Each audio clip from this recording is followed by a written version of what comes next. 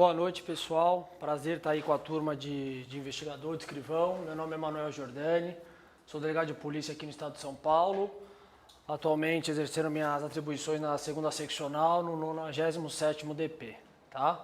Sou do último concurso, estava aí no lugar de vocês há pouco tempo. Alguém fez o concurso de 2013 aí? Não? Tá, na época eu fiz os 3, tá certo? Fiz escrivão, investigador, fiz delegado. Acabei não fazendo o físico de escrivão, porque ficou muito próximo da minha prova oral, só por isso. Então é mais ou menos isso daí. A gente está com essa coisa meio cru, meio recente e vamos tentar colaborar com vocês, tá bom? Primeiramente, de coração, parabéns por já estarem fazendo um curso, se preparando, por terem chegado à 2ª fase. Vocês sabem melhor do que ninguém aí a quantidade de candidato, a luta que é para conseguir alcançar a 1ª fase, fazer uma 2ª fase, fazer uma boa prova de 2ª fase, tá certo? Tenho certeza que vocês estão aqui porque fizeram uma boa prova. Vamos aguardar o resultado, eu sei que isso aí é difícil, mas quem tiver conhecimento ou curiosidade, procure saber os lapsos temporais dos concursos de 2013. E vocês vão ver que o de vocês está caminhando de vento em popa. Tá certo? Está voando. Só para vocês terem uma ideia, o meu edital saiu em 2013, eu fui aprovado em 2015 e fui nomeado em 2016. Tá? Então, o de vocês está caminhando super bem organizado. Não que o meu não tivesse sido bem organizado, mas enfim, por questões até econômicas do país, acabou demorando um pouco mais. O que eu quero dizer? Eu sei que a gente quer resolver esse passo, esse momento, etc e tal, mas devemos aproveitar para nos prepararmos da melhor forma. Tá certo?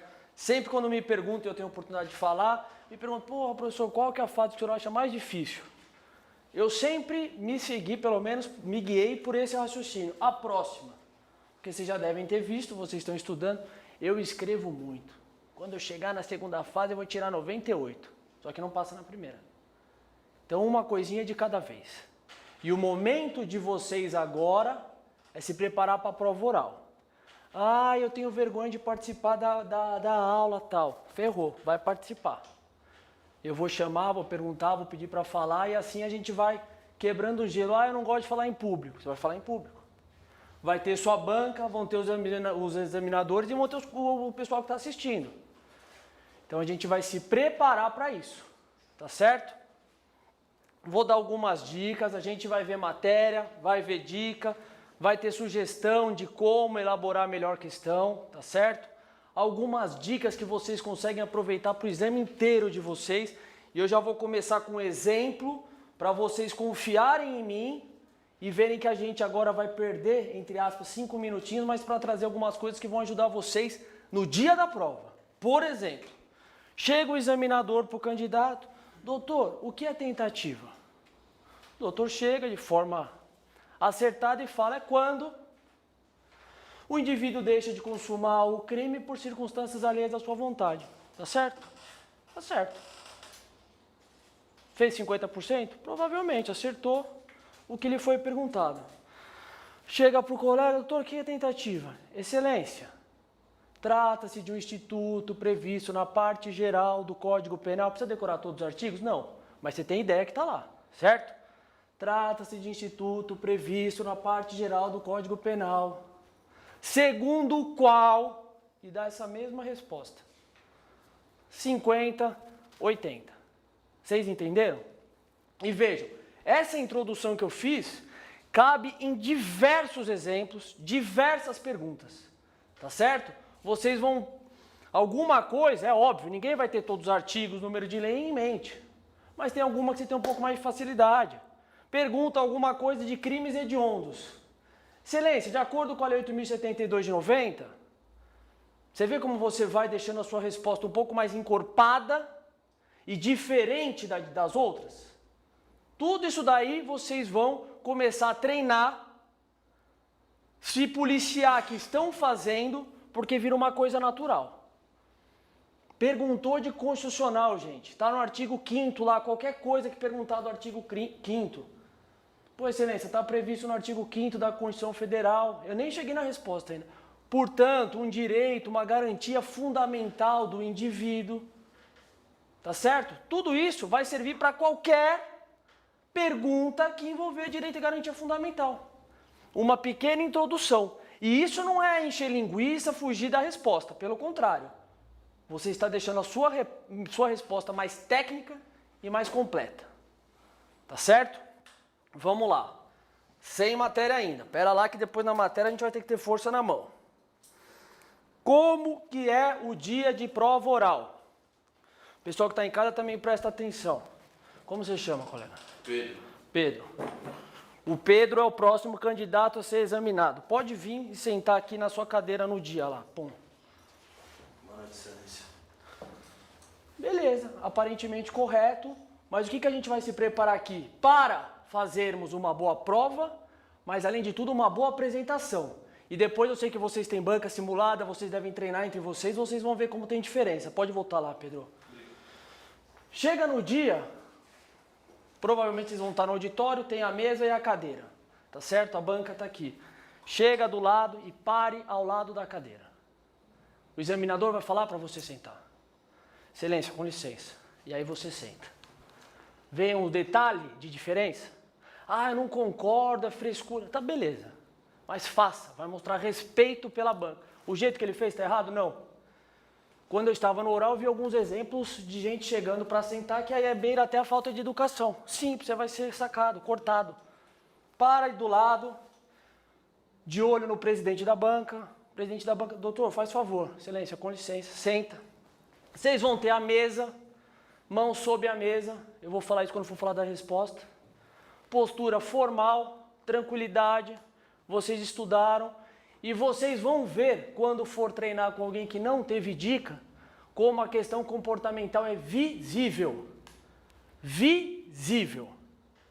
Por exemplo, na minha época eu vi candidato antes de estar orientado, treinando. A mesa está aqui, o candidato está aqui, começa a arguição, ele gruda no microfone, de nervosismo, e fala a prova inteira segurando no microfone. Ou, a pessoa fica assim, ó, parece que está se mordendo. Tá certo? Tudo isso vai ser analisado. Vai fazer diferença? Não sei, depende da sua apresentação. Mas vai deixar a sua prova como um todo melhor, com postura de policial, com postura para qualquer concurso? Evidentemente. Tá certo? Primeira coisa, então, isso. Quando vocês forem treinar, vocês vão vendo essas dicas, como fica mais palpável. Vamos lá. Perguntam também sobre a forma correta de se dirigir ao examinador. Excelência. Doutor, doutora, tá certo? Tá certo, não tá errado. Sugiro excelência. Tá certo? Excelência, tal coisa, tal coisa, tal coisa. Boa tarde, excelência. Vamos lá. Eu pus aí dicas para a construção da resposta. O examinador perguntou alguma coisa, como eu mencionei anteriormente, a gente vai fazer essa introdução e eventualmente uma conclusão. O principal, evidentemente, isso eu tenho certeza que todos saibam, é exaurir o que foi perguntado, é lógico. Não é para encher linguiça, é para você demonstrar que você tem domínio da matéria com começo, meio e fim. É diferente uma coisa da outra. Tá certo? O cara pergunta de estupro, o colega começa lá no roubo. Ah, não, eu estudei roubo, manjo de roubo pra cacete, vou falar de roubo. Tá bom? Vamos lá. Vocês estudando agora, outra coisa que eu sempre faço questão de mencionar. Cada fase tem uma peculiaridade. É óbvio que o candidato olha o concurso como um todo, aprovação. Mas cada fase, alguma coisa em especial. Segunda fase, escrever. Treinar a escrita. Colocar no papel aquilo que você já adquiriu de conhecimento. Agora, expor o seu conhecimento. E eu tenho certeza que deve ter um outro aqui que tem um pouco mais de dificuldade de falar em público, ou que sabe a matéria, mas tem dificuldade para, talvez, explicá-la, ou de falar na frente de um conhecido, piorou na frente de um desconhecido, tá bom? E tudo isso, agora, é o aspecto principal da nossa prova. Eu até particularmente entendo que a segunda fase é uma fase de conhecimento jurídico e também de outras matérias No nosso caso, mais profundo.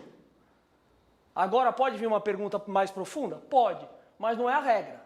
E, eventualmente, se vier, excelência, não me recordo e pau, toca a sua exame. Mas não lembro, ferrou, errei. É isso que eles vão ver. Você tem postura? Se errou, não sabe, continua o exame? É isso. Tá certo? Ah, tudo isso eu já sei, professor. Não acontece. Acontece. No meu dia, o cara começou bem. Teve uma matéria que ele foi mal, ele fez isso aqui na prova. Faltou se esconder. Tá certo? Tanto que a nossa presidente da banca, à época, a doutora Elizabeth Sato, falou que só iam sair do auditório ao final da prova. Eu acho que ele saiu tão desnorteado que ele pegou a mania dele e saiu, foi o único. Pra você ver como na hora acontece. Tá certo? Que mais? No treino, busquem aprender a conceituar. Conceito agora é difícil, eu tenho certeza que todo mundo sabe o que é ato administrativo, não sabe? Alguém quer arriscar, explicar? Sairia fácil no primeiro momento? Se tiver 10 minutinhos para pôr no papel, vai pôr. Se tiver que responder agora de bate pronto, vai desenrolar? Então é essa a questão. Quando você estiver estudando sozinho, vai começar lá, o que é crime? Crime, tal, tal, tal, tem 2 orientações, 2 entendimentos, vai tentando. Prazo tem que saber, tá certo? Não é para ficar que nem um louco decorando o prazo, mas os principais a gente tem que ter conhecimento. Treina, né? Faz banca simulada. A gente vai ter banca aqui, mas não deixem de fazer. Vocês vão perceber que na primeira apresentação de vocês, talvez, alguns já são mais desinibidos, é um pouco melhor, é normal. Outros vão ficar um pouco mais travados. Com o segundo, terceiro treino, vai ver uma evolução muito grande. Depois você vai meio que padronizar a sua apresentação. E no dia vai acontecer isso. Se você treinar com seriedade, que eu tenho certeza que todos vão fazer, vocês vão ver que a prova de vocês vai ser muito semelhante ao treino. Tá certo? Porque você vai ganhando confiança. Primeiro vão treinar só esses 3 aqui. Aí ele no começo fica um pouco tímido por causa dela. Depois está falando com facilidade na frente dos 2. Inclui mais 2, ele opa. Mas aí com o tempo vai destravando. Que mais? Eu fiz um aqui que não está contando no material de vocês, que é examinador excelência. Dirigir-se a cadeira da prova e guardar a autorização para sentar.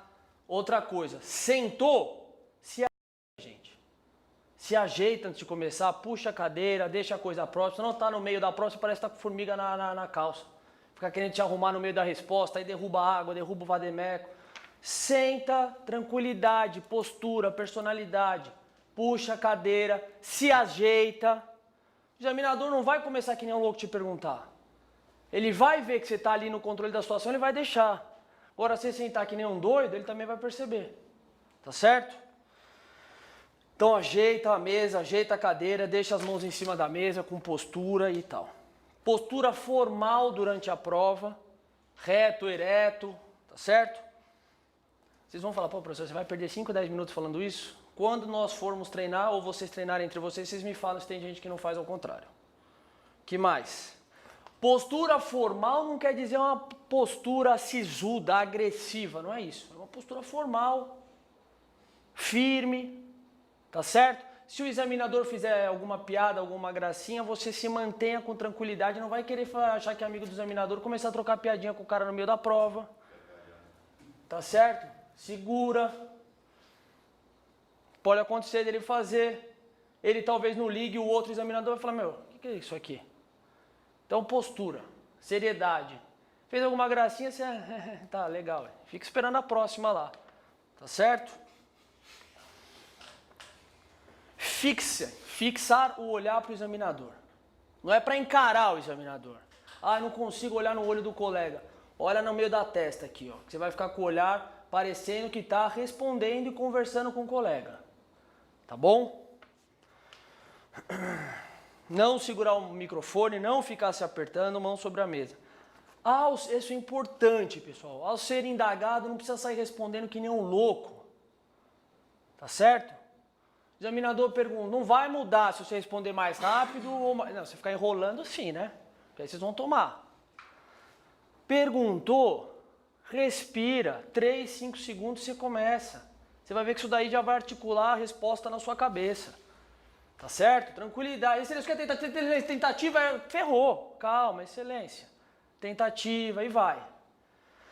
Não é para parar e ficar que nem uma tartaruga enrolando, gente. Vocês estão entendendo a questão do bom senso, tal. Respira 5 segundos, dá para você esperar tranquilamente, principalmente nas primeiras, que você vai estar sentindo ali a sua prova, depois você vai ganhar confiança. Gesticule durante a sua prova moderadamente. É claro, não é para parecer o louco lá, né? Mas você está explicando, fala, excelência, há 2 orientações. A primeira estabelece tal coisa, outro entendimento sustenta de forma diversa, tal. Acabou, mãozinha em cima da mesa, tal. Vocês vão ver que vai ficar agradável a apresentação, séria, e o examinador vai gostar. Responde que foi indagado sem fugir do tema. Procura dar ênfase em algumas palavras que vocês entendam pertinentes ou que vocês julguem de destaque na resposta. Não precisa ficar aquela coisinha linear, cansativa, tá certo? Veio alguma coisa importante, vocês dão um destaque, tal também, não é para gritar, tá certo? Tudo é questão de bom senso, tudo é questão de moderação, certo? Por exemplo, excelência, o que é inquérito policial? Inquérito policial é não sei o que, para angariar elementos de... Excelência, inquérito material é o principal instrumento de atividade, do desenvolvimento de atividade de polícia judiciária, por meio do qual tal, tá certo? Que mais? O examinador perguntou alguma coisa, você não entendeu? Isso aqui é sugestão. Pode ter gente que fale ao contrário. Tem gente até muito mais experiente que eu, mas são dicas que me passaram, que eu achei pertinente, que eu estou retransmitindo. Perguntou, não é, excelência, pode reformular? Reformular é porque está mal feito. Excelência, pode repetir? Excelência, eu não compreendi, pode repetir? Tá bom? Não diga durante a sua prova. Pergunta alguma coisa, excelência, como dito anteriormente, como já dito, vai parecer que você está, porra, já falei. Já respondi isso, dane-se. Se o primeiro perguntar, o terceiro perguntar, o quinto perguntar, você responde as 3 vezes. Simples assim. Depois você sai, você reclama, você briga, conta pro seu tio. Na hora é a hora da prova. Tá bom? E é mais ou menos isso daí. Inicialmente, alguém gostaria de fazer alguma consideração? Quem? Eu não vi. Fala, como você chama? Daniel. Daniel, fala aí. Durante a resposta, é ruim falar, se não me engano, salvo engano? Dá pra você omitir, né? Doutor, o senhor tem certeza? Excelência, pelo que eu me recordo, sim. Entendeu? Também viu, Daniel, né? Boa pergunta. Isso eu vi, não me contaram. Excelência, eu me lembro de ter passado por esse ponto na matéria, mas não me recordo da resposta. Então, se falar isso daí, se fosse o examinador, eu ia ficar lá, esse cara tá de brincadeira. Não é ou não? Excelência, eu lembro, eu estudei isso aí, eu me recordo que eu estudei, estava na minha apostila do curso da Mônica, mas eu não sei a resposta. Excelência, não me recordo. Firme. Acabou, próxima. Se vier a segunda que você não se recorda, não me recordo de novo. Fazer o quê? Postura e continue o resto da prova. Tá certo? Tem alguém aqui que já é polícia? Não? Quem que está no concurso de escrivão? Você, como se chama? Priscila, o resto tudo de investigador? Tá, vai ser no mesmo dia também? Será? Agora acho que não tem necessidade, talvez, né? Alguém já viu prova oral? Não. Tá, depois vocês me digam se essas coisas que eu falei, que vocês vão ir assistir a prova de alguém, se acontece ou não. Tá certo? Gíria. Não dá pra falar gíria. Ah, eu falo gíria, sou descolado. Não dá pra falar gíria. Simples também. Tá bom? Lembrem-se que lá é dia de prova. Dia de prova. São diversos candidatos. Vai ter comparação, evidentemente. E a sua nota vai ser atribuída de acordo com o seu conjunto. Tá bom? Pergunta que também cai. Por que você quer ser investigador? Se der essa cara, já falo. Nem ele sabe. Não sei se... Por quê? Pode me contar, então. Pode contar pra turma. É bom que vocês já vão treinando. Então... sempre foi meu sonho, assim, ser investigador de polícia. E decidi investir nisso desde 2015. algumas coisas que eu já percebi. Você percebeu que você está conversando aqui comigo, está olhando, já começou a olhar para baixo. Você fugiu desse olhar. Normal, tudo normal. Não me conhece, foi pego de surpresa e está falando na frente da classe com o pessoal que está em casa. Você percebeu que você não estava riscando o seu caderno e durante a resposta estava riscando? Seria o que? Isso daí é um subsídio lá, um nervosismo normal. Mas para vocês verem como acontece o que eu estou falando. Tá bom? Vamos lá. Hoje a gente vai falar um pouco de matéria. Eu vou perguntando alguma coisa durante a aula. Quem quiser participar, participe. Quem eu ver que não está participando vai participar. Se ficar bravo comigo, depois da prova oral me agradece.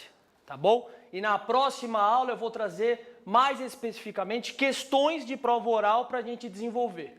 Hoje eu trouxe algumas leis que estão aí bastante em voga, são bem atuais, principalmente pelo momento aí político, enfim, tudo. Interceptação, crimes hediondos, organização criminosa, alguma coisinha de tortura que eles adoram perguntar, sempre mais ou menos isso daí. A gente ainda fala alguma coisinha de Estatuto do Desarmamento hoje. Semana que vem a gente fala alguma coisinha de temporária, se não der tempo hoje. E vamos tentar ver o máximo de informação possível, tá certo? Estou à disposição se precisarem de alguma coisa, alguma dúvida, alguma sugestão, tá certo? No Instagram é Manu Giordani também, pode me mandar se precisar, se der, quando eu respondo, se eu souber. E vamos lá. Vamos lá agora com um pouco de matéria. Primeira lei que a gente vai falar hoje. Lei 9296 de 96. Que lei é essa? Beleza. Lei que trata da interceptação da comunicação telefônica. Às vezes eu deixo escapar ICT, mas é costume da aula para quem está anotando no caderno ganhar tempo. Então, se você colocar ICT no seu caderno, você lembre em casa, o que significa, 2, de não falar ICT no dia da prova, o examinador vai falar, meu, que diacho é esse de ICT? Interceptação da comunicação telefônica. Tá bom? Por exemplo, aqui, ó, mais uma dica. Eventualmente, perguntaram, doutor, qual que é o prazo da interceptação? Porra, eu lembro essa, já vou matar. Doutor, de acordo com excelência, de acordo com a lei tal, por expressa disposição legal, o prazo é de tanto. Vocês estão vendo como dá para você fazer uma resposta mais bem elaborada? Só com coisas que você vai pegando. Excelência, qual que é o prazo? O prazo é de 15 dias. Ah, tá beleza, tá certo. Você respondeu uma questão que dá para você responder em 30 segundos, em 5. Dá para ele fazer mais 2 em cima. Tá certo? Ponto 1 aí que eu separei para vocês. Previsão constitucional. Previsão constitucional. Por que eu trago previsão constitucional? Sempre que der, e não tenho isso como uma obrigação, se lembrar, se for ali pertinente ao tema questionado e você conseguir fazer uma introdução constitucional, é válido? Sim. Evidentemente. Tá bom? Vejam, outra coisa que eu falo para a turma de delegado da prova escrita, às vezes a gente não crava exatamente a pergunta, mas subsídio para você responder alguma coisa eu vou te dar. Tá certo? Como eu disse, se perguntar o prazo, você ficar falando só da previsão constitucional, aí ele vai ver que você está enrolando a resposta. Tá certo? Mas a gente vai tratar de bastante coisa. Eu sempre vou fazer questão de apontar para vocês a diferença de uma resposta completa e uma outra mais incompleta, e vocês vão se forçando a fazer esse raciocínio quando estiverem estudando. Previsão constitucional com relação à interceptação da comunicação telefônica. Veja, como regra, a interceptação da comunicação telefônica, ela é inviolável. A regra é a inviolabilidade. Tá certo? A regra é a inviolabilidade. E o que significa interceptar? Para a gente facilitar, para facilitar a compreensão de tudo que a gente vai falar dessa lei. Interceptar é tomar conhecimento da comunicação alheia, tá certo? Naquele momento presente, a gente já diferencia isso dos dados telefônicos, tá certo? Então, naquele momento, captar a comunicação alheia, tomando conhecimento do seu conteúdo. O que eu quero dizer com isso? Dados que envolvem uma chamada telefônica pretérita não exigem, por exemplo, autorização judicial. Como regra, a inviolabilidade, excepcionalmente, pode haver a interceptação da comunicação telefônica. O que o artigo nos traz? Que pode haver investigação criminal, certo? Investigação criminal, quando mais? Pode falar, se errar, erra agora, não erra no dia. Instrução processual. Beleza, durante a investigação criminal e durante a instrução processual penal. Depende do quê? Obrigatoriamente. Autorização judicial. Eu vou abreviando, se alguém não entender, me pergunta, para ganhar tempo. Tudo aquilo que depende de autorização judicial. Para vocês irem vendo como dá para fazer o link, essa interdisciplinariedade. Qual é o nome dado lá em direito constitucional? Cláusula de reserva de jurisdição. Não, gente, vejam, é um acréscimo, não sabia, isso aqui é profundo, mas é uma coisa que vocês vão ter, é um plus, tá bom? Fica tranquilo. Tudo aquilo que depende de autorização judicial em nosso ordenamento jurídico é chamado de cláusula de reserva de jurisdição. Por quê? Porque depende necessária e obrigatoriamente de uma apreciação e de um deferimento pelo juiz. Tá bom? Cláusula de reserva de jurisdição. Que mais? Nos termos da lei, a Constituição fala. Nos termos da lei. E aí veio essa lei e tratou especificamente tudo aquilo que depende de complemento pela lei, que está previsto em âmbito da Constituição, norma constitucional de eficácia limitada. Beleza? Nos termos da lei previsto aqui, norma constitucional de eficácia limitada, certo? Vamos lá, próximo tópico. Se tiver rápido, me fala também, hein? Eu não tenho como adivinhar. Eu gostaria de conseguir, mas ainda não tem esse superpoder. E outra, não dá pra gente ficar com vergonhinha. Tá certo? Para, professor, tá rápido, volta, não entendi, tal. Não tem problema. Outra coisa, esse hábito de treinar, a gente vai atender o público. Vai atender a população no plantão. E nós temos a obrigação de atender com atenção, com respeito, com seriedade. Tá certo? Tirem essa ideia aí da cabeça, atender o público e tal. Normal e a porta de entrada da Polícia Civil. Não dá mais para o seu parente ser assaltado, ficar correndo atrás de um conhecido para ser atendido. Isso é anormal, gente. Não dá para aceitar isso. Foi assaltado, vai na delegacia mais próxima, sabedor de que vai ter um bom atendimento. É isso que vai fazer a gente mudar a polícia. É só eu atender bem? Não. Essa mentalidade de que algumas coisas que não estão dando certo precisam mudar. Tá certo? Vamos lá, ponto 2. Eu coloquei aí distinção, certo? Distinção entre gravação clandestina, escuta clandestina e interceptação da comunicação. Vejam, primeira coisa, clandestina. Aí não devemos interpretar como algo ilícito, mas como algo feito às escusas, escondido, tá certo? Gravação clandestina é a situação, prestem atenção, onde há comunicação entre duas ou mais pessoas, uma dos interlocutores, abrindo mão de parcela da sua privacidade, vai captar, vai gravar essa comunicação. Um dos interlocutores, por conta própria. Ela pode ser ambiental, no mesmo ambiente, ou telefônica. Tá certo? Um dos interlocutores grava a sua própria conversa com o terceiro sem o consentimento deste terceiro. Escuta clandestina, por sua vez. Um dos interlocutores vai permitir, vai autorizar, com seu consentimento evidentemente, que terceiro faça a captação dessa conversa. Exemplo prático dos dois para entendermos. Prático, hein? Não é que aconteça. Gravação, por exemplo, ambiental. Um suposto funcionário público é pego recebendo dinheiro no mensalão.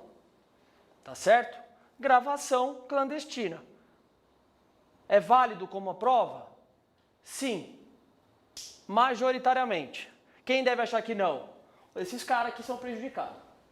Tá certo? Então é válida como prova. Já escuta um exemplo. Um familiar é sequestrado, a família da vítima autoriza a polícia a promover a escuta daquele pedido de resgate, daquelas tratativas. Na gravação, um dos interlocutores faz a gravação. Na escuta, permite que terceiro o faça. Tá certo? Isso aqui é rápido para vocês entenderem, não precisa ficar muito atento a isso. Ambas são admitidas como prova no processo penal, desde que observada a razoabilidade, proporcionalidade para a execução dessa medida. Tá certo? Por exemplo, um crime de estupro na gravação, a ex-mulher fala, eu vou falar que você estuprou fulana, tal. Não é proporcional que ele promova essa gravação para comprovar a sua ausência de culpa? Sim. Tá certo? Com relação à escuta clandestina especificamente, anda havendo uma divergência com relação à sua validade. Entendo que ela seja lícita e que dá para sustentar sua licitude na prova tranquilamente, ainda mais com esse exemplo que eu acabei de dar do sequestro. Interceptação na comunicação. Vejam, as duas outras podem ser ambiental e telefônica. Interceptação da comunicação. Vamos fazer aqui, abrir um leque. Duas coisas. Quando essa interceptação da comunicação for telefônica, Lei 9296 de 96. Quando essa interceptação da comunicação for ambiental, Lei 12.850 de 2013. Lei dos crimes organizados. Então vamos ficar aqui agora com a interceptação da comunicação telefônica propriamente dita, objeto dessa lei. Terceiro, vai interceptar a comunicação alheia, sem o conhecimento dos interlocutores, tá certo? Mediante autorização judicial. É válido como prova? Sim. Evidentemente. Desde que seguidos os trâmites legais. Houve autorização judicial, beleza. Tá bom? Vamos lá. Requisitos. Requisitos para a interceptação. Quais são os requisitos para se levar a efeito a interceptação da comunicação telefônica? Vejam, o artigo 2º da lei, quando eu mencionar um dispositivo legal e não mencionar a lei, é a lei que a gente está tratando. Se for de fora, eu faço menção específica, tá? O artigo 2º da lei, quem observar, traz as hipóteses em que não caberá interceptação da comunicação telefônica. Isso vocês vão ter conhecimento por conta da lei. Vamos aqui trazer então as 3 situações, interpretando a contrário senso, e a gente traz de uma forma diversa. Quem lembra aí os requisitos? Crime apenado com detenção. Não pode fazer. Não pode. Então aqui, um dos requisitos, o crime investigado deve ser punido com reclusão. Certo? Segunda situação. Segundo requisito. Primeiro, a infração penal apurada deve ser punida com reclusão. Segundo, indícios razoáveis de autoria ou participação naquela infração penal apurada. Indícios razoáveis de autoria e participação. Então já 2 requisitos. Terceiro. Pode, perfeito. Perfeito. Último, não deve haver outro meio de prova para se provar aquela situação. Portanto, a ICT, a interceptação da comunicação telefônica, como mencionou o colega, ela possui a característica da subsidiariedade e excepcionalidade. Certo?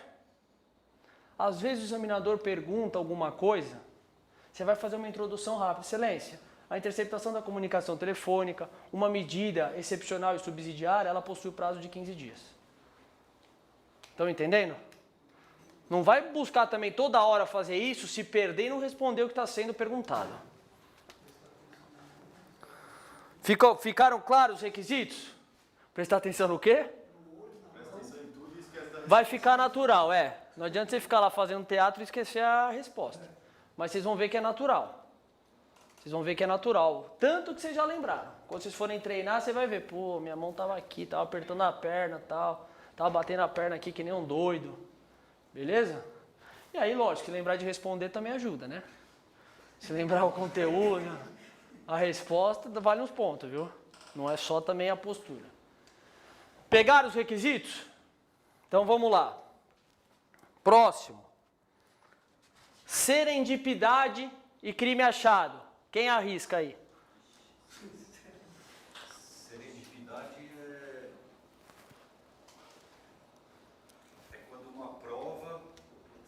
Desculpa, não vou conseguir. Quando uma prova, vamos lá. Você está no caminho. Ela é descoberta. Por meio de outra. Serendipidade, cobram com frequência, recentemente foi chamado pelo STF, ou STJ, não lembro, de crime achado. Vejam. Quer falar? Esse pai eu lembro, esse aí, por exemplo, excelência. Sai ou não sai? Não, não precisa me chamar de excelência. Só responde. Mas se pá, você não iria ser aprovado. Vai, vamos lá. Então, é quando, por exemplo, uma interceptação telefônica por crime, ele sabe notícia de uma contravenção penal. Perfeito. Pode estourar. Está no inquérito também da contravenção. Ele deu um exemplo. Vamos conceituar isso daí? Serendipidade ou crime achado é a descoberta inesperada de outro crime, de outro meio de prova.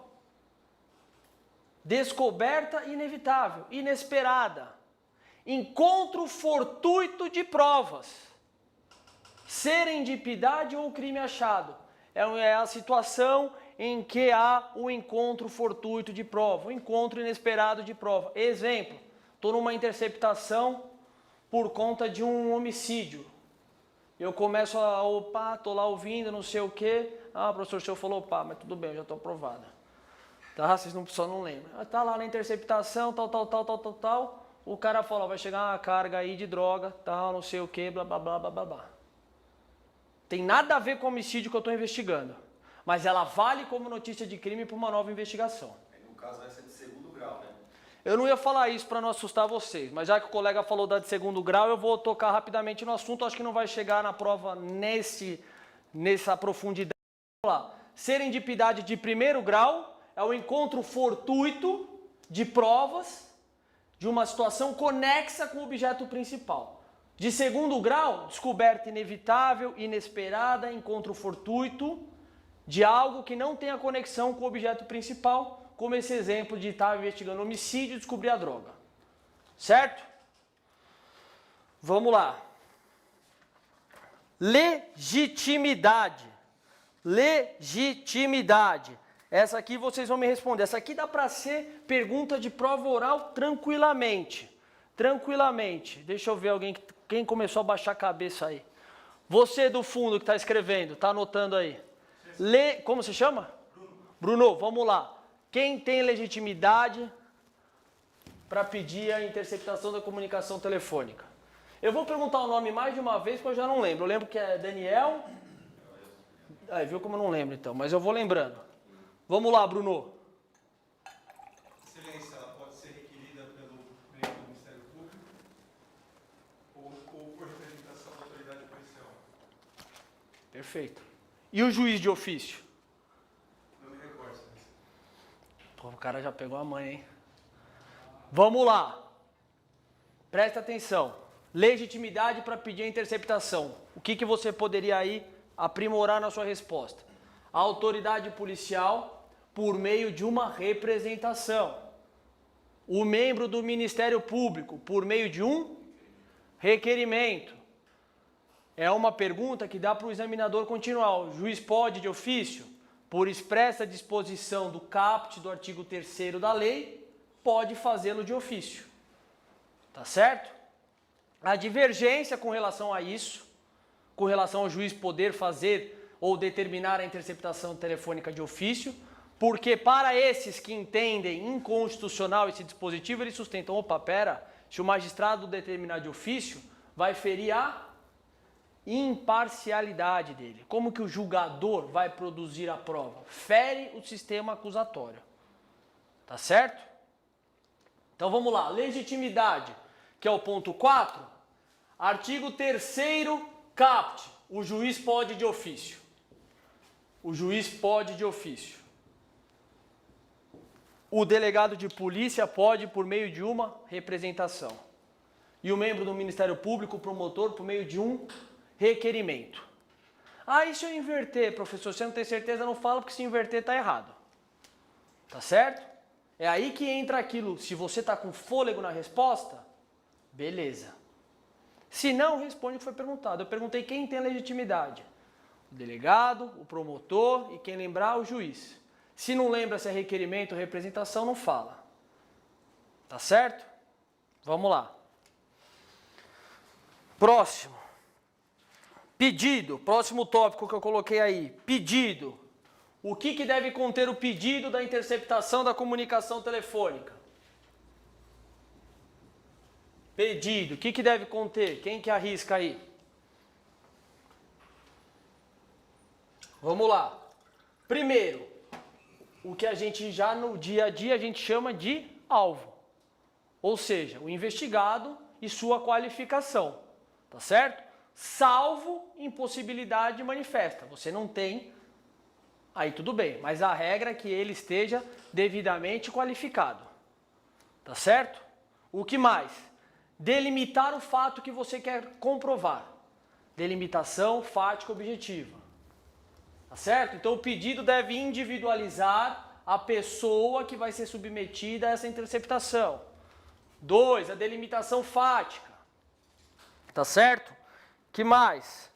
Os meios a serem empregados na diligência. Os meios a serem empregados na diligência. Então o que deve conter o pedido de uma interceptação, pessoal? Com base nesse primeiro que eu mencionei para vocês, da individualização da qualificação. A linha que você vai interceptar. Ah, eu não quero interceptar as linhas do Daniel. Eu quero interceptar a linha tal, 011, número 9999. Também há necessidade disso. Tá certo? Tá muito rápido? O prazo não precisa, sempre o... Não, o prazo é o legal. Certo. O prazo é o legal, não preciso constar expressamente. Nós estamos com uma interceptação lá, de um caso, que nós pedimos 2 alvos. Um está quieto, não tem ligação. O outro está falando. Aí quando eu chegar no prazo, vocês vão ver. Eu preciso renovar as duas? Não, vou renovar uma e eu vou acrescentar uma que liga muito para esse, porque a primeira lá não está falando. Tá certo? Que mais? Interceptação, tá aí, ó. Quem está com o cronograma da aula. Interceptação prospectiva ou pré-delitual. O que é isso? Rapidamente, vamos pensar. É um fato que eu quero comprovar. Vou delimitar o que eu quero comprovar. É possível uma interceptação pré-delitual? Não entendi. Não. Não é possível. Vejam, uma interceptação pré-delitual, ela está baseada na periculosidade ou na possibilidade de um crime futuro. Ela é incompatível com um dos requisitos. Que eu tenho que delimitar o fato que eu quero comprovar, que já não tem mais outro meio de eu comprovar, eu não vou pedir uma interceptação com o fundamento de evitar um delito futuro, ou na necessidade ou na periculosidade de evitar um delito futuro. Tá certo? Interceptação pré-delitual ou prospectiva. Tá certo? Isso aqui eu acho que não cai, mas como eu li recentemente, eu vou falar rapidamente, vai que o examinador também, vocês deram azar dele ler junto comigo lá. Já ouviram falar em barriga de aluguel, interceptação? Não. O que já aconteceu? Às vezes, em uma investigação, nós estamos investigando alguma coisa aqui. E o exemplo que foi dado é, nós estamos investigando o tráfico ilícito de entorpecente.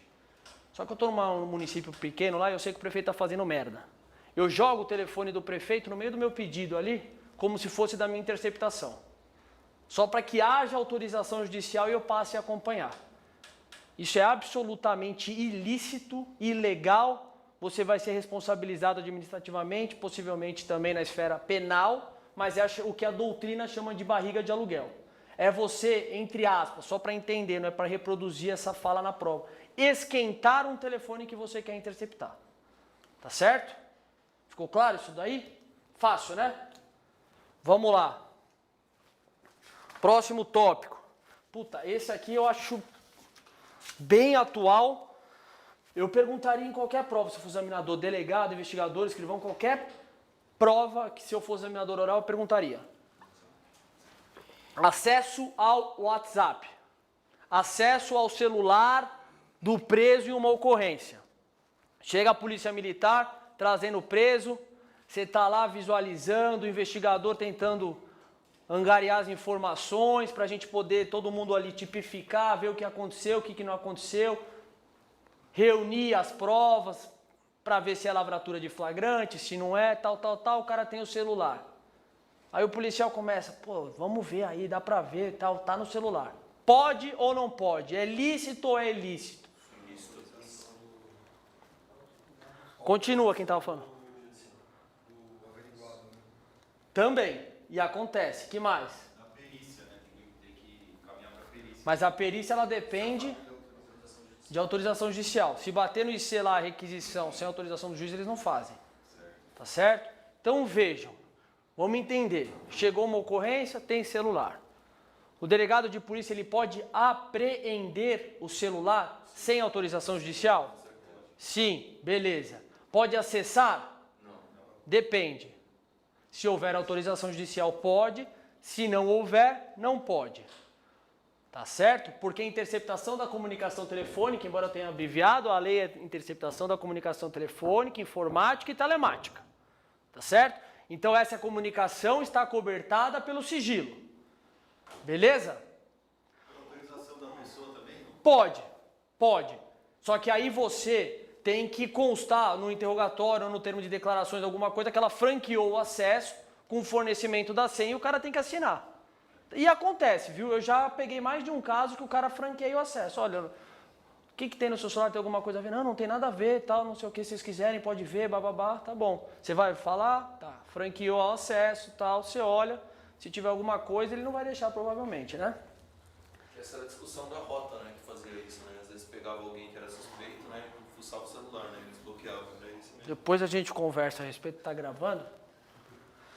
E eu não tô brincando. Eles respeitam. Antigamente tinha muito acesso, só que é o seguinte, a gente tem que pensar na produção da prova, não é só aquele momento. Ah, legal, flagrante, prova nula, depois absolvido. Então se houver, só um minutinho, se houver a utilização do WhatsApp sem autorização judicial, sem ele ter franqueado o acesso, a prova vai ser declarada nula, vai prejudicar o processo. Fala aí. Excelência, Não, excelência só precisa responder, né? Aqui não precisa me chamar de excelência não, pode falar. as informações de WhatsApp elas são consideradas de dados, não telefônicas. Dados ficariam mais em questões de, por exemplo, ligações que foram feitas, dados cadastrais, horários de chamada, tá certo? Essa comunicação ela também está protegida. Vejam, pode ocorrer de você pedir um mandado de busca e apreensão em uma residência e lá você pegar um celular. O entendimento é que se for pego um aparelho telefônico em uma situação em que há mandado de busca e apreensão, pode mexer, tá certo? Essa autorização judicial do mandado de busca já seria apto a acessar o celular. Na mesma questão ainda de WhatsApp, foi trazido no informativo. Eu não tenho o número do informativo, eu acho. Eu pus aí para vocês. Pus 583 e 593. E essa que eu vou falar agora está em um HC, mas não precisa lembrar disso. Eventualmente, o rapaz está morto ali, enfim, o averiguado, a vítima, alguma coisa. A esposa fornece o celular, você pode acessar. Tá certo? Quanto a isso, tranquilo, WhatsApp bastante atual e prático, hein? Bastante atual e prático, mas aí todo mundo acertou também, ninguém seria pego de surpresa. Excelência. Diga. Então, no caso, o WhatsApp ele é uma interceptação de comunicação telefônica também. Ele está acobertado pela lei. Tá pela lei. Tá certo? Você vai poder eventualmente ler alguma coisa aí e tal, que pode, até ter entendimento. Só que os tribunais superiores já falaram. Necessita obrigatoriamente de autorização judicial. Tá? Informativo 583, 593 do STJ. Vamos lá. Prazo. Qual que é o prazo da interceptação da comunicação telefônica? Esse é o tipo de questão que não dá para perder ponto. Vamos treinar, colega, como é que chama? Como a senhora chama? Eu? Thaís? Doutora, qual o prazo para a interceptação da comunicação telefônica? Excelência, de acordo com a lei de interceptação telefônica, o prazo é de 15 dias, podendo ser prorrogável. Muito bem, perfeita resposta. E nesse caso, por exemplo, ela podia parar aí, porque se eu sou examinador, eu vou perguntar. Quantas vezes pode ser prorrogada?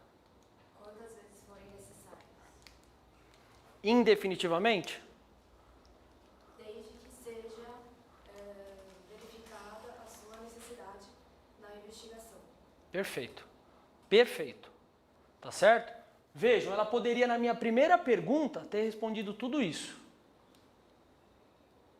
Seria bom? Eu acho que não. Porque o examinador ele vai continuar, às vezes, quando possível. Pode ser que você segure essa informação que você tinha e não pergunte mais nada, vai para outra lei. Tá? Mas ela respondeu perfeitamente, eu vi que ela tinha conteúdo, ele vai. O examinador não está lá para prejudicar ninguém. Isso aí é uma lenda ferrada. Eu ia falar outra palavra, mas como está gravando, eu vou falar ferrada. Tá certo? Ele está lá para te examinar. Simples assim, não vai te prejudicar. Ele pode fazer uma pergunta difícil? Pode, normal. Ah, ele não quer que eu passe. Para, né? Essas coisas não dá para ficar se preocupando com isso. Então, prazo de 15 dias, prorrogável quantas vezes for necessário, desde que haja manutenção da necessidade. Desde que observada a razoabilidade, a proporcionalidade. Outra pergunta, 15 dias, a partir de qual momento? Da decisão judicial ou da interceptação levada a efeito e o início das gravações? E aí? 15 dias a partir de quando? Um de cada vez também, senão eu não entendo. 15 dias a partir da efetivação da escuta. 15 dias a partir do momento que ela for levada a efeito. Tá certo? Teoria do juízo aparente aí, eu coloquei também, informativo 701 do STF. Eles gostam de perguntar isso, é bom que a gente tenha em mente. Quem arrisca? Teoria do juízo aparente. Presta atenção que vocês não vão esquecer mais. Juízo aparente. Vejam, pode ser que no momento em que foi dada essa autorização judicial, o juiz, pelas circunstâncias fáticas, era aparentemente competente para análise daquela medida. Posteriormente, surge alguma outra situação, atrai a competência para outro juízo. Essa interceptação da comunicação telefônica deferida por um juiz incompetente é válida? Vocês entenderam o raciocínio? Tá, entenderam. Então é válido ou não? É válida. Por quê? Porque no momento do deferimento da interceptação, ele era um juiz competente. Perfeito. Aquela prova produzida é válida. Exemplo clássico que vocês não vão esquecer mais. Está acontecendo uma investigação, aparentemente de competência da Justiça Estadual, é feito um pedido de interceptação, o juiz estadual autoriza. No meio da investigação, surge alguma coisa que vai atrair para a competência da Justiça Federal. Passa, portanto, a ser competente essa justiça aqui. Se teve uma interceptação à época do juízo estadual, aparentemente competente é válido. Tá certo? Teoria do juízo aparente, para a gente gravar e para encerrar essa lei. Se o juiz que deferiu a medida à época era aparentemente competente pelos elementos que nós tínhamos, a interceptação da comunicação telefônica ela é válida. Beleza? Vamos lá, crimes hediondos. Essa aqui eu gosto, hein? Essa aqui também cai bastante. E já começo com uma pergunta aí do primeiro. Tá muito rápido? O pessoal de casa não vai dar para eu saber. Não, senhor. Ele quer me derrubar de vez. Crimes hediondos. Vamos lá. crimes hediondos. Lei 8.072 de 90, certo? Pessoal, sistemas de classificação, quais são? Sistema legal. Quais que existem? Existem 3 sistemas. Quais são? Sistema legal, sistema judicial e sistema misto. Explica aí, você que está falando. Excelência, o sistema legal Ah, é onde há um rol taxativo ah, e há um rol taxativo beleza, vamos lá. e os crimes estão descritos na lei. Certo. Já o sistema judicial fica na aferição do juiz. O juiz pode ou não levar em consideração determinado delito. E o sistema misto é uma mescla do sistema legal com o judicial. Tá ótimo. Quem que respondeu? Você? Como se chama? Júlio. Júlio. Tá boa a resposta, eu só acrescentaria alguma coisa no misto. A gente vai chegar lá. Pessoal de casa, idem. Tá estudando, tá acompanhando a aula, aproveita para tentar desenvolver, responde em voz alta e já vai criando esse hábito. Sistemas de classificação dos crimes hediondos são esses 3 que o colega mencionou. Sistema legal é o nosso sistema. Sistema judicial e o misto. No sistema legal, pessoal, a lei traz de forma taxativa os crimes que são considerados hediondos. Como que a gente vai identificar? Está no rol da lei? É crime hediondo. Não está no rol? Não é crime hediondo. Simples. Tá certo? Tanto que, quando há controvérsia, esse é o principal fundamento. Sistema judicial. Confere-se ao magistrado a possibilidade de analisar naquele caso concreto a hediondez do delito, de acordo com o caso concreto, as circunstâncias daquele caso concreto. Crítica a esse sistema judicial.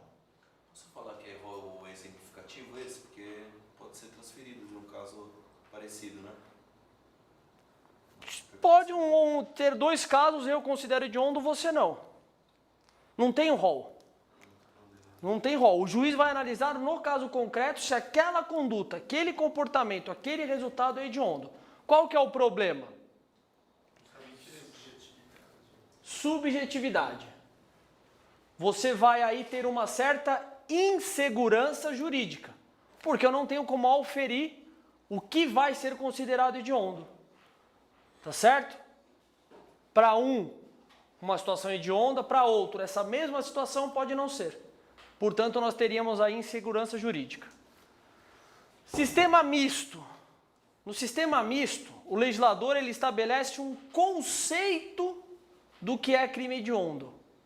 E a partir deste conceito, busca-se identificar, naquele caso concreto, se aquele crime, se aquela conduta deve ser considerada hedionda. Beleza? Ficou claro isso daí? Próximo tópico dentro de crimes hediondos. Rol dos crimes hediondos. Não dá para perder ponto com essa questão que eu coloquei aí. Vamos lá, colega que está coçando a sobrancelha. Doutora, cite 3 crimes considerados hediondos. Excelência, estupro de vulnerável.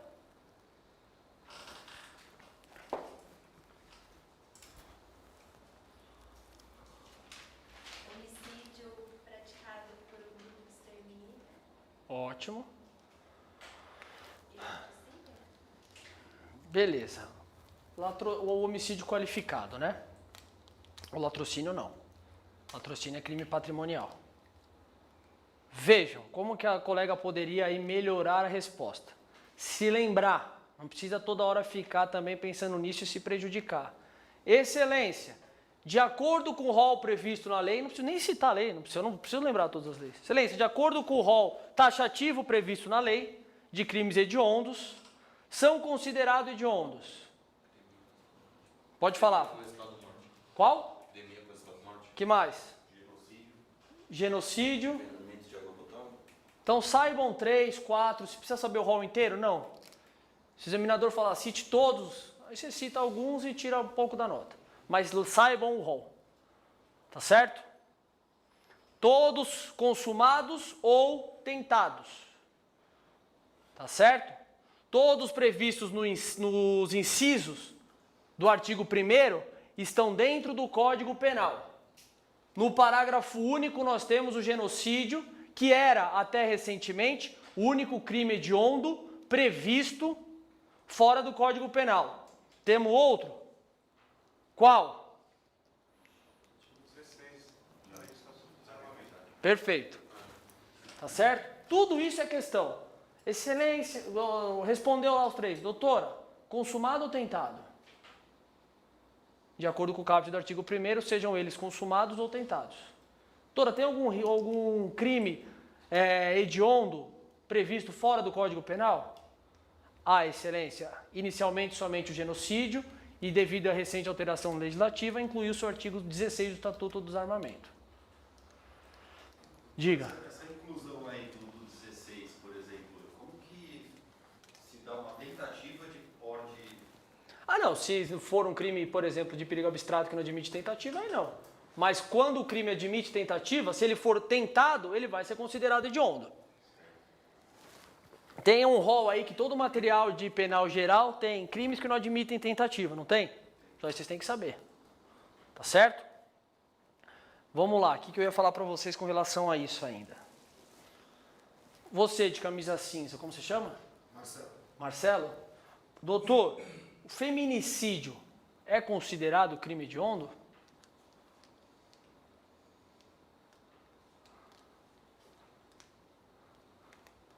Não me recordo essa lei. Alguém que se recorde aí da resposta, manda. Pode falar. Sim, tá no parágrafo 3º do artigo 121 do Código Penal, que é um homicídio qualificado. Então vamos lá, vamos estruturando essa resposta aí. Vejam, só aproveitando, fazendo um parênteses. Feminicídio é a situação em que há a retirada da vida, você vai matar aquela pessoa pelo fato dela ser mulher. Certo? Feminicídio leva então em consideração a questão de gênero. O feminicídio está previsto no rol dos crimes hediondos? Não. Não expressamente. Ele está previsto, mas não assim o feminicídio. Vejam, como a colega falou, o homicídio é atividade típica de grupo de extermínio ou o homicídio qualificado. E o feminicídio passou a ser previsto como uma espécie de homicídio qualificado. Então é essa a construção jurídica para vocês responderem essa pergunta. Ficou claro? Artigo 1º, inciso 1º, fala que é considerado crime hediondo o homicídio praticado em atividade típica de grupo de extermínio e o homicídio qualificado. O feminicídio passou a constar, acho que é no inciso 6º do parágrafo 2º, se eu não me engano, do 121. Portanto, homicídio qualificado. Se ele é homicídio qualificado, ele é crime hediondo. Tá certo? Eu pus aí, deixa eu ver se já é o próximo. Aí a gente já pus, é o próximo. Crimes equiparados e assemelhados. Qual que é? Fala aí, pode falar. Você chegou a ver? Eu disse estou me referindo Ah, não, eu pensei que era o... Mas é o inciso 6. É o 6 mesmo, né? Feminicídio, Beleza. inciso 6 do parágrafo 2º. Ó, assemelhados ou equiparados. Todos sabem o que é? Quais são? E o terrorismo. Os 3 T's, né? Aquele método tradicional para lembrar. 3 T's. Tortura, terrorismo e o tráfico ilícito de entorpecentes. Vejam, tráfico, Lei 11.343 de 2006, tortura 9455 de 97 e o terrorismo, até pouco tempo atrás, era previsto em um artigo, se não me engano, 20 da Lei de Segurança Nacional. e agora tem uma lei expressa, tá certo? Vejam, assemelhados ou equiparados, eles não são, presta atenção no que eu vou falar, para depois não sair falando que eu falei que eles não são hediondos, tá certo? Porque agora eu tenho o benefício da gravação. Vejam, eles não são hediondos propriamente ditos. Tecnicamente, eles são assemelhados ou equiparados. Tanto eles quanto os crimes hediondos propriamente ditos sofrem as consequências da hediondez. E nós vamos chegar nas consequências da hediondez, que são o quê? Prisão temporária diferenciada, proibição de fiança, mas a gente já chega aí, vamos entender essa questão. O que diferencia os 3 T's dos crimes hediondos? Quem acertar essa daí, tá voando. Isso é nível hard. Eles só não estão no rol taxativo, né? E qual que é a consequência disso? Previsão legal na Constituição. Vamos lá, e aí? Tá certo o que vocês estão falando. Só quero chegar em um ponto final.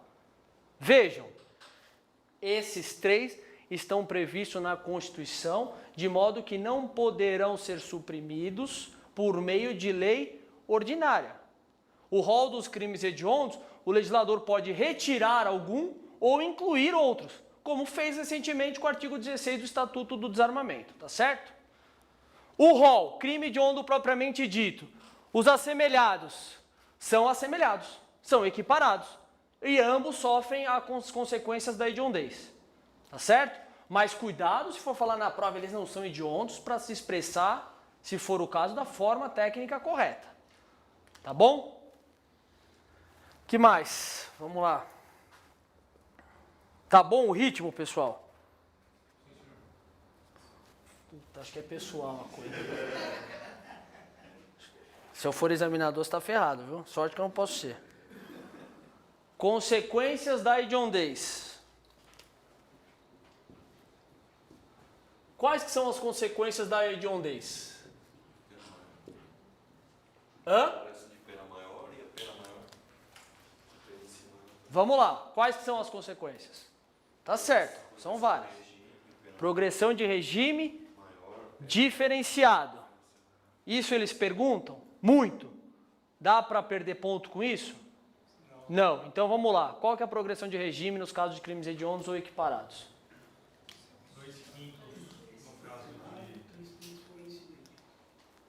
2/5 primários, 3/5 reincidentes. Tá certo? O crime é também hediondo, né? Dá para entrar nessa discussão. Dá para entrar. A colega falou se a reincidência é hedionda. Sim. Tem alguns que sustentam o mesmo bem jurídico. Por exemplo, deixa eu pensar. Se ele tiver a primeira condenação por estupro, a segunda por estupro de vulnerável, seria o caso de reincidência? Uma orientação entende que sim, embora não seja o mesmo dispositivo, o mesmo crime, ambos são hediondos e tutelam o mesmo bem jurídico. Mas aí, vamos segurar. Então, dá muito debate isso daí. Excelência. O crime de latrocínio ele está no rol. Sim, mas não como homicídio. Não, o latrocínio. Então, mas ele não está como homicídio. O latrocínio é crime contra o patrimônio. Isso, foi isso que eu quis dizer, se não ficou claro. O latrocínio ele não está como homicídio. A colega até falou latrocínio, eu já te cortei meio que na hora, né? Então, para ficar claro, o latrocínio, ele é o roubo qualificado pela morte. Beleza, ele só não está dentro do homicídio. Ele não está na espécie do homicídio praticado por atividade típica de grupo de extermínio ou no qualificado. Ele está no rol, só não está aí. Se eu der a entender, só para deixar claro. Tá? Que mais? Vamos lá. Consequências da hediondez. O que são consequências da hediondez? São restrições de caráter penal ou processual penal. Então, a definição de consequências da hediondez são restrições de caráter penal ou processual penal. Primeira, proibição de anistia, graça e indulto. Segunda, proibição de fiança. Terceira, a progressão de regime diferenciada. Essa é importante. A quarta, livramento condicional diferenciado. Quinta, importante também porque dá para o examinador tentar te levar a erro. Prisão temporária diferenciada. Qual que é o prazo da prisão temporária? 5, prorrogável por 5. E no hediondo? 30 por 30, tá certo? Então vamos ficar atento a essas possibilidades. E a última que eu coloquei aí, regime. Quem está com o papel? Vamos lá. Regime inicial de cumprimento da pena, não está aí? Boa, é aí que eu quero chegar. Regime inicial de cumprimento da pena fechado. É constitucional? Inicialmente é. Não. Não. Nenhum nem outro. Nem integral e nem inicial. Quem respondeu que não, fundamente. Porque não está individualização da pena. Individualização da pena, que mais? Então vamos lá. Pode a lei estabelecer de forma abstrata isso daí? Não. Pois feriria o princípio da individualização da pena. Então vejam, o legislador não pode estabelecer de forma abstrata nem o regime integral e nem o regime inicial. Isso é pacífico, já foi enfrentado pelo STF. Tá certo? Então, consequências da hediondez.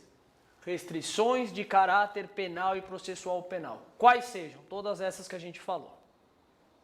Certo? Doutor, desculpa, essa última eu não entendi.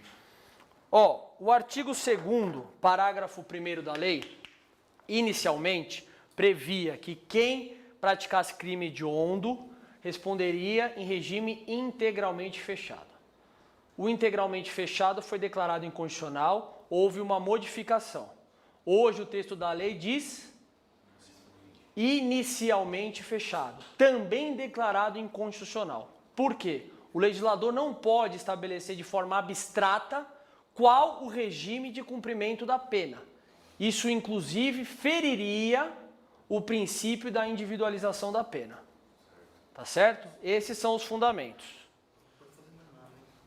Beleza? Então isso está revogado. Foi declarado inconstitucional. Só declarado. Tá. Isso.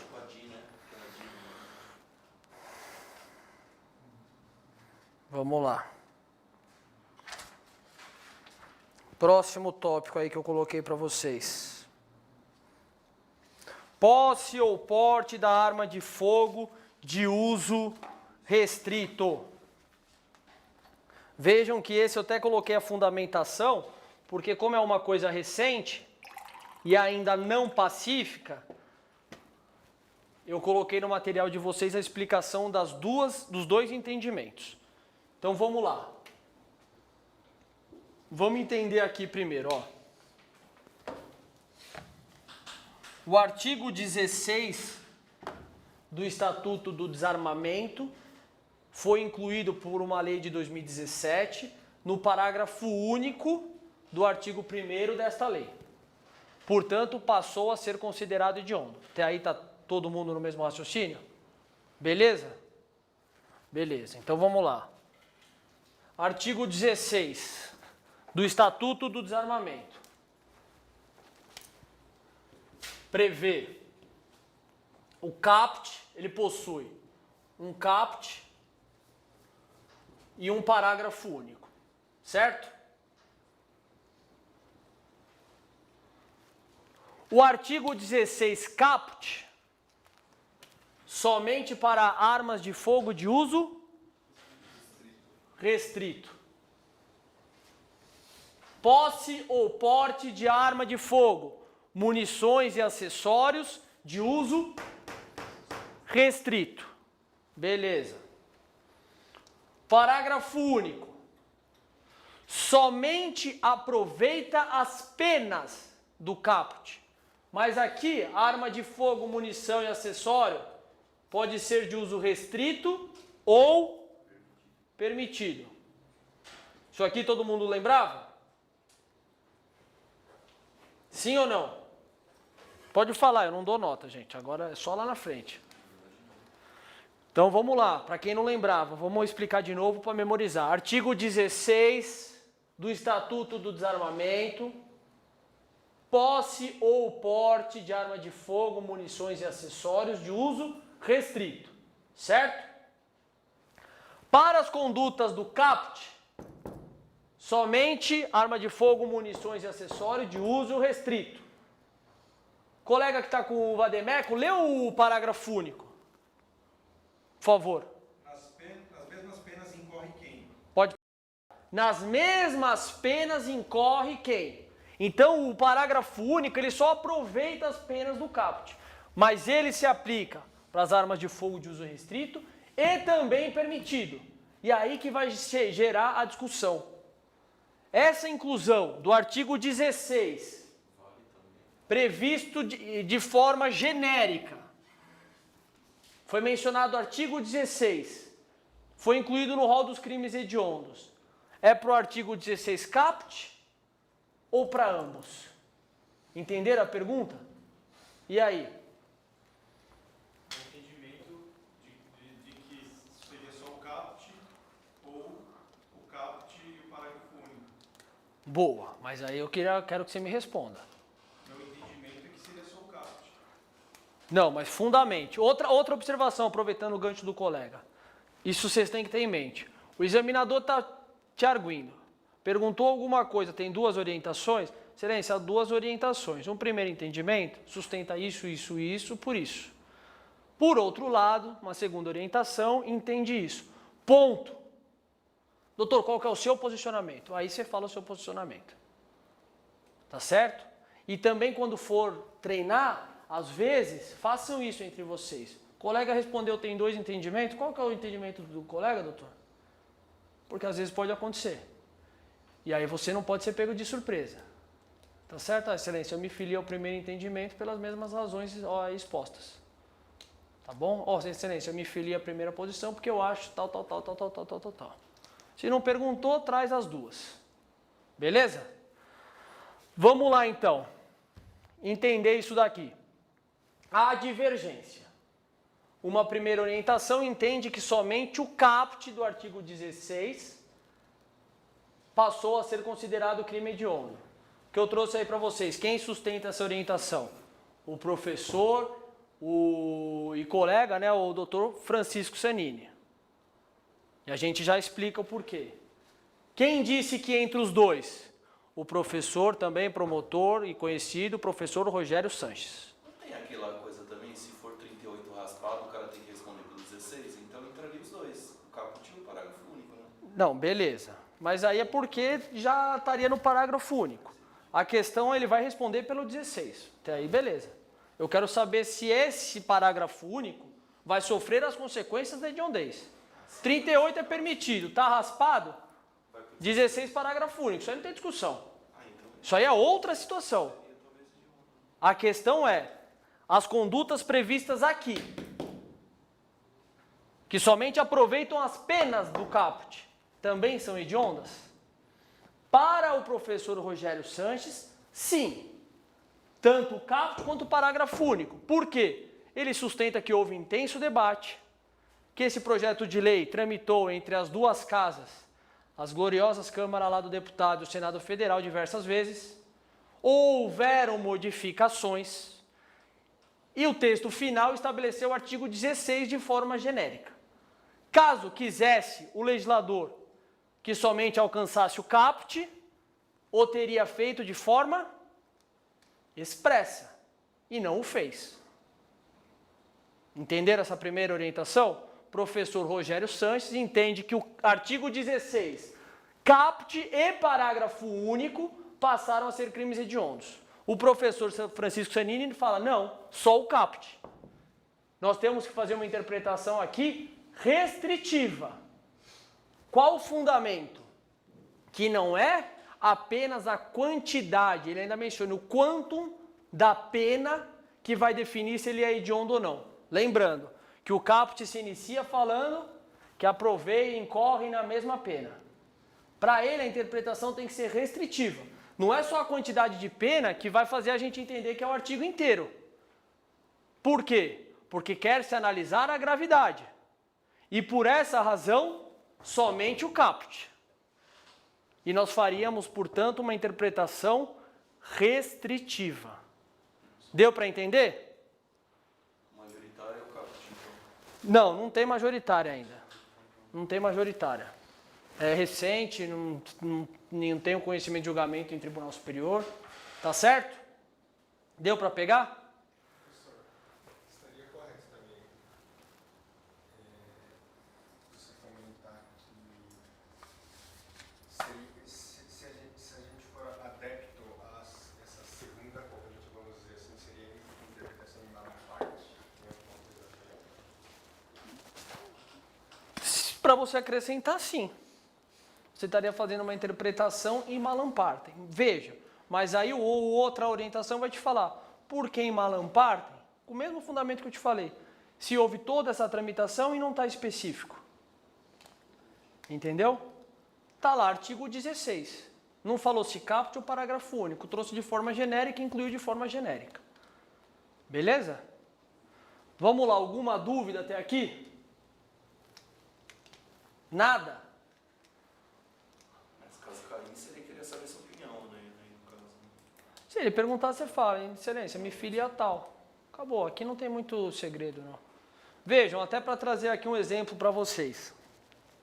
Que eu falei, para não dar a sua opinião, eventualmente, tá errado? Não tá.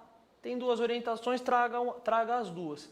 Eu lembro que a minha última pergunta de criminologia, eu lembro até o professor, ele falou alguma coisa lá, tal, não sei o quê, para uma introdução para fazer a pergunta, e questionou com relação à possibilidade de investigação pelo Ministério Público. Já foi decidido hoje, é pacífico, que o Ministério Público pode fazê-la. Certo? Na época o debate estava um pouco mais acalorado. E ao final da pergunta dele, antes dele me passar a palavra, o doutor falou o seguinte, porque eu entendo que é a atividade típica da Polícia Judiciária, que não caberia ao MP a investigação.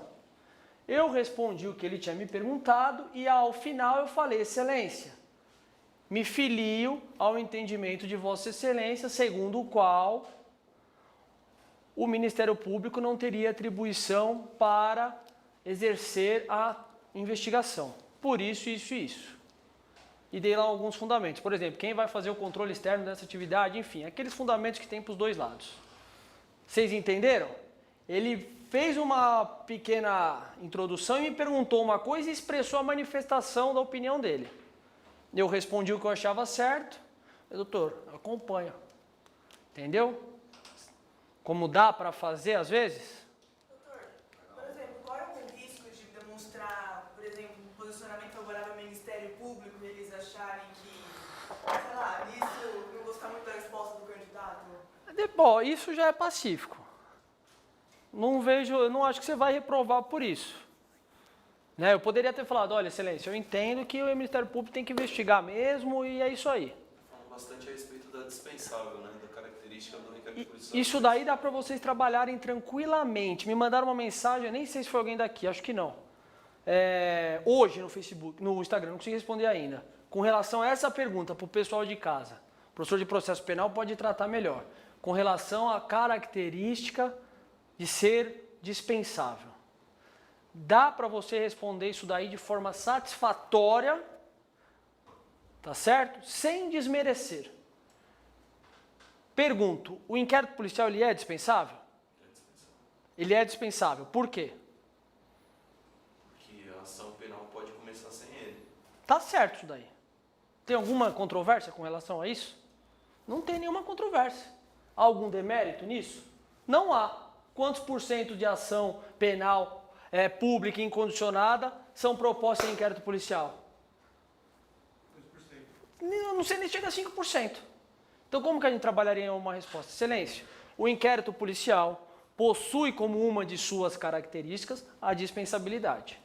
Isto porque o titular da ação penal pode promovê-la sem a obrigatoriedade deste procedimento. No entanto, não pode ser visto, porque qual que é a questão aí? Às vezes falam que é dispensável querendo talvez reduzir a importância, tá certo? Aí você falaria, ele é dispensável por conta disso e disso, mas é o principal instrumento de produção de prova ou de desenvolvimento da atividade de polícia judiciária, enfim, e que subsidia quase a totalidade das ações penais públicas incondicionadas. Você mostra conhecimento, ele é dispensável, você não está menosprezando, porque de fato é uma característica, tá certo? E mostra um conhecimento até prático. Então também não precisa ter essa preocupação, é uma característica dele. Aí você vai falar, não, banca só de delegado. Não, doutor, ele é indispensável. Mas doutor, já o MP tem toda a produção da prova, precisa do inquérito? Precisa do inquérito. Tá errado. Tá certo? Por isso ter esse tato. Tá bom? Vamos fazer um pequeno intervalo aí e a gente já volta.